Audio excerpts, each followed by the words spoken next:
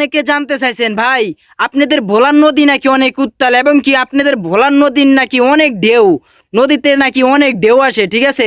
তো আপনি যে পরে ভিডিওতে আমি পরে একটা ভিডিও বানাইছি, আপনি তাহলে এই ভিডিওতে আপনাদের এই যে এখনো দেখেন মানে নদী এখনো মানে পুষ্কুনির পানির মতন, কারণ কি ভাই? তো আমি ভাই এরকম সময় ভিডিও বানাইতে আসছি, তো আমি চাইছিলাম আজকে আপনাদেরকে আমি সেই ভিডিওগুলো দিব এবং কি মানে মানে নদীর যে ঢেউ মানে বড় বড় ঢেউ আসে যে হে ভিডিওগুলো আপনাদেরকে আজকে চাইছিলাম দিতাম, তো আজকে আর দেওয়া হলো না। কারণ কি জানেন ভাই, আমি আস্তে আস্তে অনেক লেট করে ফেলাইছি, কারণ এই জায়গায় কখন জোয়ার আসে কখন ভাড়া আসে মানে আমার জানা নেই, ঠিক আছে? আর নদীর পাড়ের থেকে আমার বাসা অনেক দূরে, ঠিক আছে, অনেক দূরে, ওখান থেকে আস্তে আস্তে মনে করেন আমার অনেক সময় লাগে। তো আমি চাইছিলাম আপনাদেরকে ওই ভিডিওটা মানে দিমু এবং কি মানে ওই যে নদীর ঢেউর ভিডিওটা দেখামু।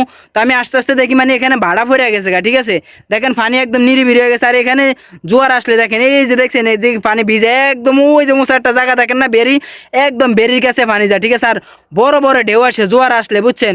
তো আমি এরকম সময় আইছি, তো এখানে একদম পানি দেখেন একদম নিরিবিলি হয়ে গেছে। আর মনে করেন এখন ভাড়া পড়ে গেছে গা, তো ভাড়ার কারণে পানি একদম নিরিবিলি হয়ে গেছে গা। তো আপনাদেরকে আর ওই ভিডিওটা দেখানো হলো না। যাই হোক, ইনশাল্লাহ পরবর্তী ভিডিও আপনাদেরকে দেমু এবং দেখামু, ইনশাল্লাহ আমি চেষ্টা করবো। তো ভালো থাকবেন, আসসালামু আলাইকুম।